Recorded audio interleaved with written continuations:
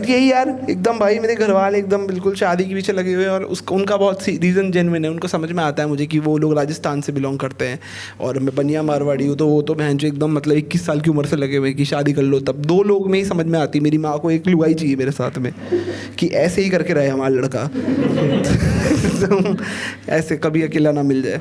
But यही है, मेरे को नहीं करनी शादी यार, मेरे अंदर वो है ही नहीं, वो वाइब नहीं है मेरे अंदर ना। मैं हूँ नहीं वो कि मैं शादी करके ना किसी को सुखी रख पाऊँ। मेरे को ऐसा लगता है कि मैं वो आदमी नहीं हूँ। बट एक औरत है, वो मुझसे शादी करना चाहती है। उसका है कि कुछ भी हो जाए तुझसे ही शादी करूँगी। बॉयफ्रेंड बुलाती मुझे पता नहीं क्यों भाई, क्या तुम जानता ही नहीं हो, अनजान टाइम पे फ़ोन करके बोलती रहती है हाय बेबी कैसे, क्या कौन है तू, क्या चक्कर है तेरा मुझसे एकदम भाई। और मैं नहीं करना चाहता उससे शादी यार। मतलब हम 2 साल ऑलमोस्ट 2 साल से डेट कर रहे हैं, बट और रीज़न मेरे पास बहुत जेन्युइन है यार। मैं उससे शादी नहीं करना चाहता क्योंकि वो मुझे जान चुकी है और देखो, कोई इंसान आपको जानने के बाद अगर आपके साथ रहने को तैयार है तो उसका मतलब ये नहीं है कि आपसे बहुत प्यार करता है। इसका मतलब ये है कि उस भड़वी में कोई कमी है।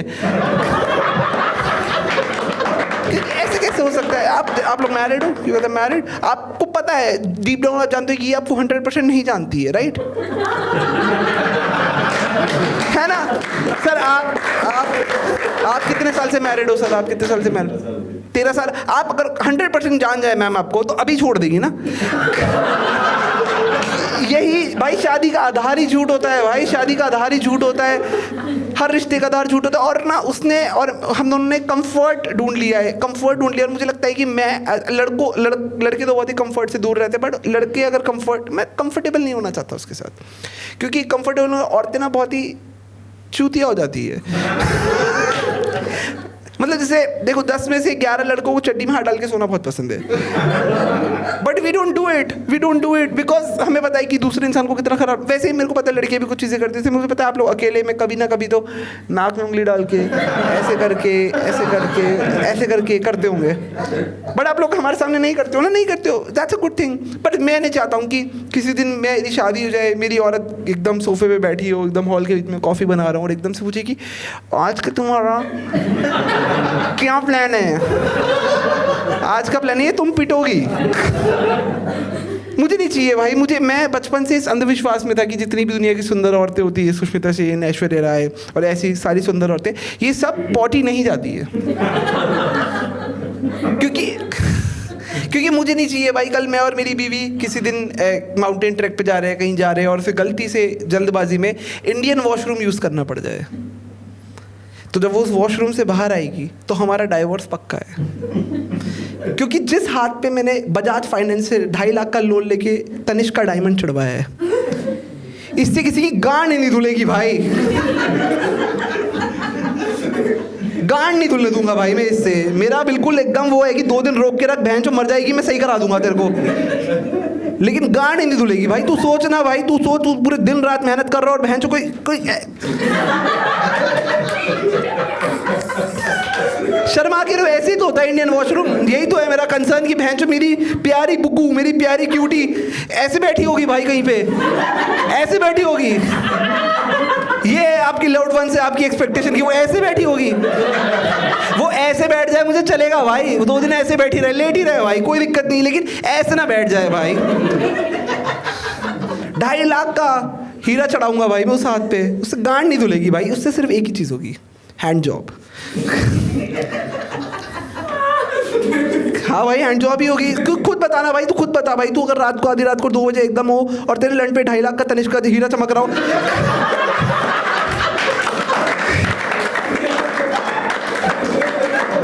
Peak male achievement peak male achievement. मतलब अंकल तो अभी 34 साल के आज रेडी है कि हाँ करवा दो, मेरा भी कोई सीन नहीं है। मुझे भी चाहिए ये वाला तो भाई। यही ना भाई, एकदम ऐसे कंफर्टेबल। और देखा एकदम, मतलब मेरी बंदी को भी साथ साथ शादी के रिश्ते आ रहे हैं, मैंने घर पे ऐसे डिस्क्लोज नहीं किया है उसको भी आ रहा है। और लड़के और लड़कियों की शादी के रिश्तों में इतनी पैरिटी होती है। आप लोगों में से कभी आपको आया कभी कोई शादी का रिश्ता देखा है? और आप लड़कों में से किसी को आया कभी? आपको भाई, आप लोग को तो नहीं आएगा मतलब आपको भी पता है क्यों। बट देखो ऐसे एक तरह पैरिटी होती है, बहन जो लड़कियों को ऐसे रिश्ते आते हैं। मेरी बंदी को आईपीएस का रिश्ता है भाई, आईपीएस का। मैं खुद इतना कन्विंस एक पॉइंट पे कि इससे उससे शादी कर लेनी चाहिए, 3 लोगों का भला हो जाएगा इंक्लूडिंग आईपीएस। इतनी पैरिटी भाई, इतनी पैरिटी मुझे समझ नहीं आता भाई। एकदम ऐसे मेरी बंदी को एकदम रिश्ते आ रहे कि फलाने लड़के के पास में 4 फैक्ट्री है, 8 मकान है, तो तुझे मेरी बंदी क्यों चाहिए भाई? मैंने उसे गरीबी की आदत लगा दी है, अब वो एडजस्ट हो जाती है। वो हम कहीं भी जाते हैं बाहर, वो खुद जमीन पे बैठ जाती है। फिर मैंने उसे समझाया कि हम गरीब हैं, हम बिहारी नहीं है। खड़ी हो एकदम भाई, एकदम मेरे को यही लगता है भाई। मैं कैसे बताऊं भाई, एकदम मेरे को ऐसे आधे अधूरे रिश्ते आते हैं भाई। मुझे समझ नहीं आता मेरा बाप क्या चाहता है मुझसे। एक तो बाप लोग भाई व्हाट्सएप भी बहुत अजीब तरीके से करते हैं। मेरे बाप ने परसों मेरे को एक लड़की की फ़ोटो भेजी, तो सिर्फ फ़ोटो ही भेज दी। अब मैं देख रहा हूँ कि फ़ोटो का करना क्या है, ये क्या मैं हिला लूँ, या ये अगली मम्मी है, ये क्या होने वाला, क्या होने क्या वाला है भाई? आप कितनी देर सोचोगे ना कि बहन जो क्या बाप मेरा दल्ला बन गया, क्या हो रहा है कि गलत जगह फॉरवर्ड हो गई ये फोटो, हुआ क्या है इस फोटो में, करूँ क्या भाई इसका, मैं क्या करूँ भाई इस फोटो का? एकदम भाई मेरे को समझ ही नहीं आ रहा भाई। मेरा बाप आया कह रहे कि इस लड़की से तुम शादी कर लो। मैंने कहा क्यों शादी कर लूँ, काहे? कह रहे कि ये गरीब की बेटी है। तो मैं क्यों करूँगा गरीब की बेटी से शादी, तू कर। पर पापा ने भी कर रखी है, हमारे नाना जी बहुत गरीब थे, हम लोग खानदानी गरीब है दोनों तरफ से एकदम। पर मुझे नहीं करनी भाई गरीब की बेटी से शादी, मुझे नहीं करनी। मुझे एक एस्पिरेशनल लड़की चाहिए। मैं नहीं चाहता हूँ मेरी रात को बेडरूम कॉन्वर्सेशन ये होगी काश तुम्हारे पापा मेहनत कर लेते हो, कह रही काश तुम्हारे पापा मेहनत कर लेते। ये थोड़ी चाहता हूँ। मैं चाहता हूँ भाई कि मुझे कोई मिले कोई, और मेरा नहीं है यार कि मेरे को एस्पिरेशनल लड़की इसलिए भी चाहिए क्योंकि वो अच्छी जगह गई हुई है, तो मुझे दिखाएगी, मुझे मेहनत करेगी, मुझे प्रमोट करेगी, मुझे प्रोत्साहन देगी कि अच्छा कर बढ़वे। समझ रहे हो? जैसे आप देखो ना, जैसे जिन बंदियों की लिबिडो लेवल बहुत ऊपर होता है, जिनको क्रेजी सेक्स करना होता है, वो आपको भी ले आती है वहाँ पे, है ना? नहीं तो देखा है जैसे कुछ लड़कियों की फेवरेट सेक्स पोजीशन होती है लाश,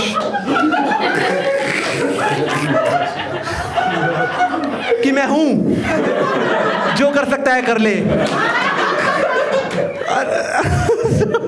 तो आप भी कुछ नहीं कर पाते भाई, वही ना भाई। और मेरे को ना, मैं अंदर से कितना भी बोल लूँ, ऐसे शादी मना कर लूँ, पर अंदर ही अंदर मुझे पता है कि मेरे अंदर एक आदमी निवास करता है जो डीप डाउन चाहता है कि मैं पति बनूँ, मैं किसी का ध्यान रखूँ। मुझे शादी से सिर्फ एक छोटी सी चीज़ रोक रही है, विच इज़ मुझे ना शादी करने के टाइम ना थोड़ा सा दहेज लगेगा। आप समझ रहे हो कि दहेज पे लोगों का ओपिनियन होते हैं, जैसे हो सकता है कुछ लोग सपोर्ट करते हो, कुछ लोग नहीं सपोर्ट करते। मेरी जरूरत है दहेज। There is a difference guys, there is a difference, we are not the same people. कोई है जिसके दहेज को लेके अगेंस्ट है? कोई है दहेज को अगेंस्ट है? लड़कियों का ओपिनियन नहीं लगता है दहेज में।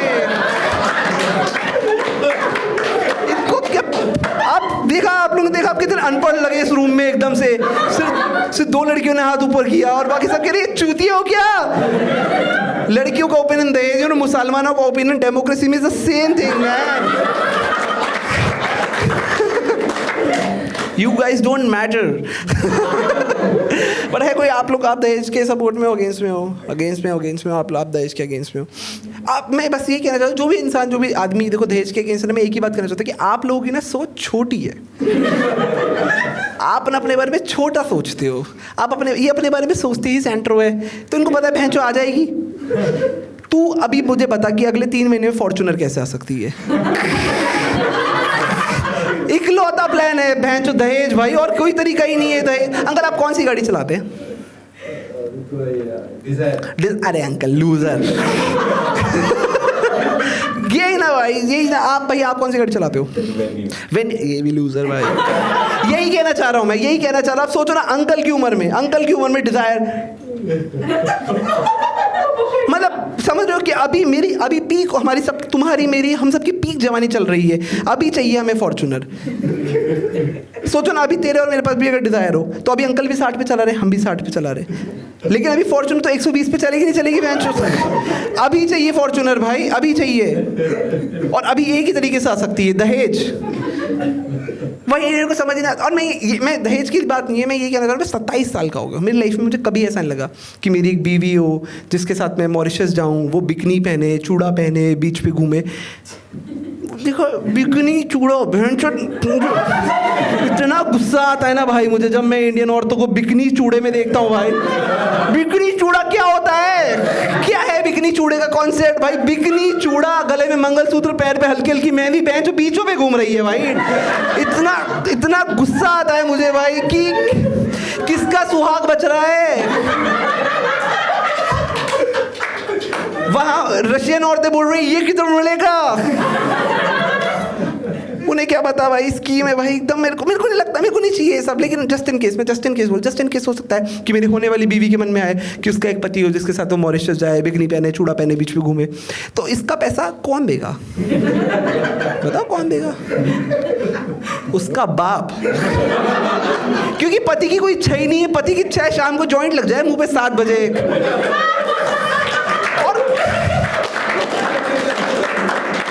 पति के मन में है ही नहीं ये सब बातें भाई। पति खुश है, पति को चाहिए ही नहीं ये सब। पति को चाहिए एक चुप ब्लो जॉब बिना बात करे, मुझे बात ना करनी पड़े, यही चाहिए पति को भाई। पति को कुछ नहीं चाहिए, यही ना भाई। मेरे को यही समझ नहीं आता भाई एकदम।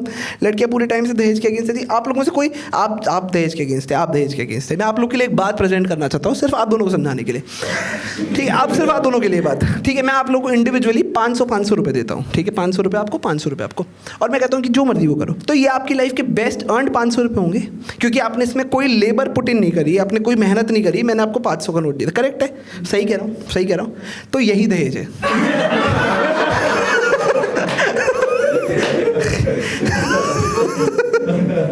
यही दहेज है भाई, और कुछ दहेज है ही नहीं। यही है दहेज का कॉन्सेप्ट। मुझे तो दहेज लगेगा भाई, और मुझे अपने लिए नहीं चाहिए। मुझे अपने लिए बिल्कुल नहीं चाहिए। मुझे चाहिए अपनी बुग्गू के लिए। भाई मैं यहाँ पे अभी भी स्कूटी से आया हूँ। आपको लग रहा है मेरी स्किन पे कोई फर्क पड़ा? ना इल्ले। लेकिन अगर अभी बुग्गू आएगी साथ में तो फर्क पड़ेगा ना। उसके लिए कर रहा हूँ भाई ये सब, ताकि उसकी स्किन केयर रहे सही, ताकि उसे धूप ना लगे। वो बहन जो हर समय मेरे पे करती रहती है, तुम मिसोजिनिस्ट हो, तुम्हें हमारा खानदानी पैसा चाहिए। बहन जो खानदानी पैसा चाहिए बिल्कुल चाहिए भाई, कोई गलत बात ही नहीं है इसमें। मैंने कभी मना ही नहीं किया भाई, मैं तो कभी मना नहीं किया। और मैं इसलिए दहेज चाहता हूँ भाई, इसलिए दहेज चाहता हूँ क्योंकि ना मैं लाइफ के पहले 25 साल गरीब रहा हूँ अपने पापा की वजह से। तो अगर किसी के बाप ने 2-4 पैसे इकट्ठे कर लिए तो फेंक दे मेरे मुंह पे। मैं कोई गलत बात है इसके अंदर? अगर आप कितने समर्थन में हो दहेज के? न्यूट्रल भाई, न्यूट्रल तक तो किसका दिया? देखो न्यूट्रल तक तो किसका दिया? आपकी अरेंज मैरिज हुई थी, लव मैरिज हुई थी? अभी आपकी शादी, किसी की शादी हुई है इस रूम में? कोई है यहाँ पे मैरिड? You are married? क्या आपकी अरेंज मैरिज हुई थी, लव मैरिज हुई थी? आपको मिला दहेज? नहीं, बताओ ना क्या मिला? सबसे हैवी आइटम बताओ ना, दहेज में क्या मिला? टाइम? क्या भाई, क्या बात कर, बिल्कुल याद है, बिल्कुल झूठ मत बोलो। क्योंकि दहेज वाले जो सामान जो दहेज वाले देते हैं, जैसे मेरे बाप को दहेज मिला था, बहन जो हर थाली के ऊपर मेरे नाना जी का नाम लिखा हुआ है। वो लिख के देते हैं कि हरामखोर, खाता खाता भूल मत जाइयो, कि अगर थाली नहीं होती तो कहीं खाना नहीं खा पाता। तो भाई क्या मिला था आपको दहेज में? नाम वाली थाली नहीं मिली? फिर तो अच्छे लोग हैं आपके घर वाले। क्या मिला था? आप बताओ ना मैम, आप बताओ क्या दिया था? Fridge, microwave. नहीं, आप तो काफी नल्ले थे भाई। मतलब अगर देखो फ्रिज देखो, यही ना भाई, ये समझा रहा हूँ। देखो मैं हाफ वे आ चुका हूँ। फ्रिज, माइक्रोवेव, टीवी है मेरे पास, एक गाड़ी चाहिए भाई, और एक फ्लैट चाहिए जहाँ पे बुग्गू रहे। वो रहेगी कहाँ पे क्यूटी?